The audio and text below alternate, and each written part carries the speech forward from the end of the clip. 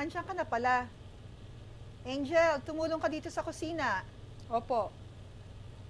Oh, yung bawang nandiyan. Mince? Hiwain mo ng maliliit.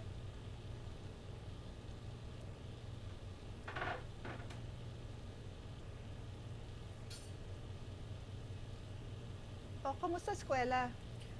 Okay lang. Ha? Okay lang? Alam bang 20,000 school every year, okay lang? Nothing really happened, Nay. Bakit? Naiinis ka pa ba sa akin dahil pinag-summer school kita? Aba, Angel, sa susunod na taon, kailangan calculus na math mo, ha? Alam ko po. Have you talked to Tita Jen?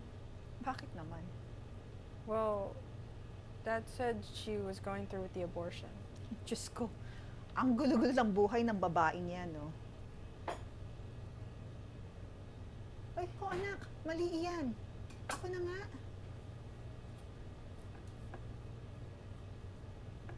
Yung kawali. Ay, hindi ako makapaniwala na nagpa-abort siya. Wala siyang choice, Nay. Siguro nga kung matinong babae siya, iba magiging desisyon niya. Buti na lang na overturn yung Roe. Roe v. Wade? Yung Roe v. Wade. It was? Ay, Diyos ko. Kayong mga kabataan kung makapag-react. Wagas. Di ko kayo maintindihan. Ang dai-dai niyong gustong gawin. Akala niyo palagi kayong tama. Tapos pag nagkaloko-loko na, ano na?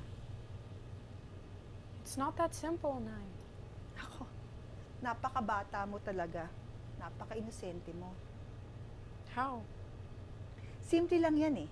Kung ayaw mong magpaanak, huwag kang magpabuntis. Hindi solusyon ng abortion. You can't be criticizing my generation. Yours has no sympathy. Ano? Wala lang. Sympathy? Sympathy ba ka mo?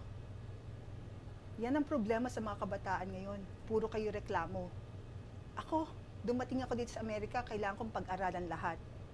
May nakuha ba akong sympathy? Wala. Kailangan kong matutong mag-Ingles. Kailangan kong makisama sa lahat ng lahi dito. Pinaghirapan ko lahat yan. Tapos, wala naman appreciation. Yung mga pumapatay ng bata, sympathy? It's not even a baby, Nay. Eh ano? I mean, I don't think you understand the situation. Like, I feel like it's different for everyone. And, like, you don't even know how the mother got there. And it's like... Why do you care so much? I don't know. I just... Yung itlog sunog na.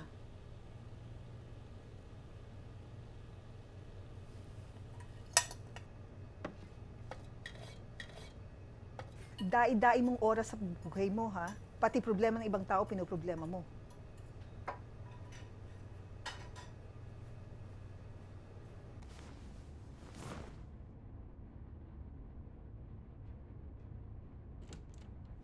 So who knocked you up?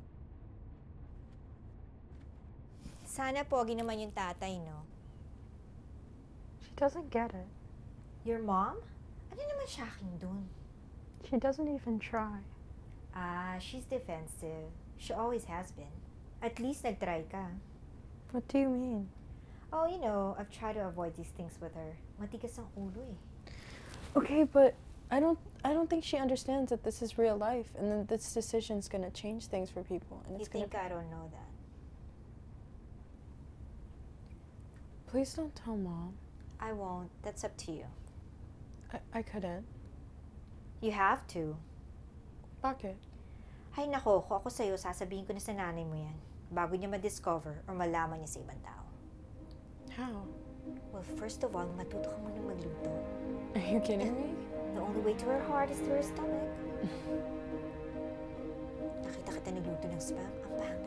Kasi hindi ko alam. Sino nagpapait yun? How did you know that? Ang pangit.